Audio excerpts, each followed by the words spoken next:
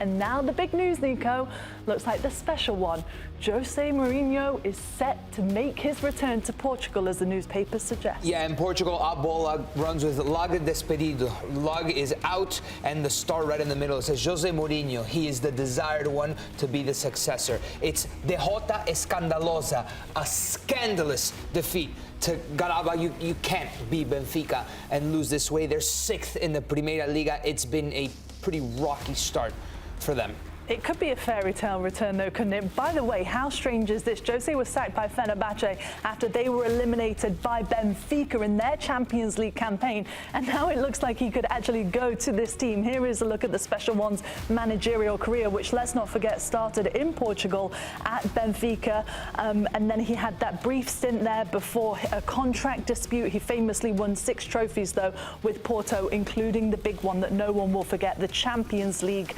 And interestingly, JD, things could come full circle, right? Because the 20th of September, back in 2000, was when he made that debut with Benfica, and that's coming up in just a couple of days. Yeah, it feels like a full circle moment for Jose, and looking at the way that he kind of has written his stories in terms of wanting to dominate in Italy, wanting to have a spell in Spain, of course, what he did in England, it feels like this is unfinished business for him. He only had like a 3-month chance, an opportunity to really establish himself at Benfica for what he is and who he is in terms of in world football. And you look at the way, the direction that they started it, the investment into this team, and of course, Rui Costa, who seems to be putting a lot of these strings, it feels like it could be an opportunity for him to really stamp what feels like an unfinished page for him in terms of his book.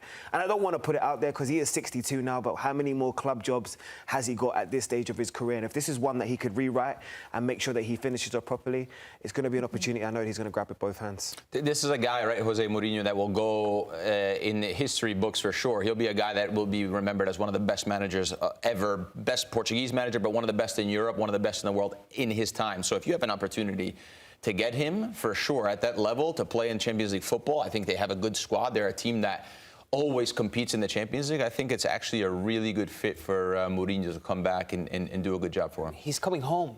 This is huge. What a moment in his career. Imagine from the moment that he left, winning everything against all odds with Porto, and it's not just the Portuguese league. He's winning international titles, including the Champions League with Porto, the biggest upset in recent history in the last 20, 25 years in the Champions League. And then he goes on to manage clubs like Chelsea, then Real Madrid. It's almost like this manager became the pride of Portugal, and then went on to have less high-profile jobs, but still took on Manchester United post-Sir Alex Ferguson. Yep. Won a Europa League there, by the way. Look how big that Europa League looks in comparison to everything else that's going on at Manchester United.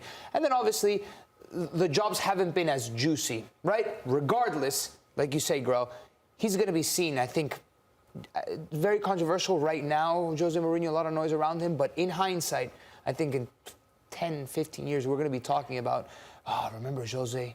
One of the best managers that I have ever seen. Does he need this in any way, though, Grella, from the past jobs that he's had? Because, yes, we all know what an amazing career that he's had managerially. He's won everything there is to win in world football. But you would say maybe the last 2 or 3 clubs, could you say that they've been a massive success? Does he need this as well? I think it's pretty clear with Mourinho, it has to be the right fit. And that's why Nico makes the point that he's coming home and he understands the culture, and he understands Benfica, and he understands that type of football. So, obviously, in Turkey, he struggled a little bit.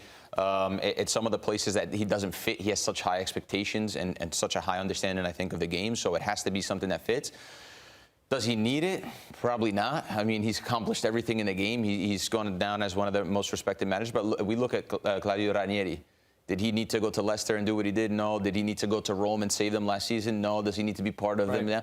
I think that these types of guys, football runs in the blood, and they need it to survive. It's something they need on a daily basis. So I would be surprised if he didn't want to take something like Benfica, because I think it really sits up nice for him. I feel like there's not too many clubs in the world that have the money to take on a Jose Mourinho, because the big clubs, I think, were past Jose Mourinho managing them. The big clubs, I think, are thinking a little bit more progressive football. But it's a team in Turkey that's willing to take a risk. It didn't work out for him. So it does feel in this comeback that Mourinho has a little something to prove with these lower caliber teams, with all due respect, right? This isn't Real Madrid anymore. This isn't Chelsea with all the Abramovich money. It's a different tier of team, And I think he needs to deliver because there were good times at Roma, but ultimately he walked away with nothing. At Benfica, He won with Rome. He won Conference League. Right. Okay, then And never then mind. Europa League. And got a tattoo of it as well to go with the You need to win a Europa title League and the Champions at League. Benfica. And the big thing, though, JD, is obviously, as we were talking about kind of the stars being aligned. Of course. If he does take this job, Benfica, they've got a really tough run in the Champions League. And the run would see him return to Stamford Bridge to take on Chelsea. But this is one of the most difficult league phases for a team in this year's campaign, isn't it? But then you look at the emotional connection to a lot of these clubs that he would have. I mean, Chelsea is one, of course, we've already seen the 3 league titles, the couple of league cups, the FA Cup that he's won there. But the relationship with Newcastle United as well, dating back to the late, great Sir Bobby Robson, of course. And that is going to be an important and emotional thing for him. And the Real Madrid ties speak for themselves. So if you're talking about what have we predicated Mourinho's whole career on, and that's upsetting the odds, I think if they look at it and they're predicating their season on wanting to qualify in terms of the latter stages of the Champions League, if you need a manager that's going to be able to rile players up as an individual, as a man manager, there isn't many better on the market than Mourinho that's going to be able to go into those type of environments and know what to do tactically, emotionally to get himself a positive result. By the way, October 5th, in Estádio do Dragão, Porto against Benfica. So if Mourinho ends up taking this job, I wonder what type of reception he's going to get. I was asking right? this in the production meeting. It's O Clásico, Porto against Benfica, the derby of all derbies in Portugal. What do you think he's going to get in terms of a response? How do you think it will feel? Yeah, I'm not sure. I think it's going to be a little bit bittersweet. I think anything that Mourinho does, he's always going to be a Porto legend. But culturally, in Portugal, there have been players that have played for both teams. The captain of Benfica, right now, Nico Tamendi, played a long time at Porto. So it does happen. And Mourinho is almost like the son of Portugal. They love him. With his travels abroad, he left Portuguese management in a really good standing.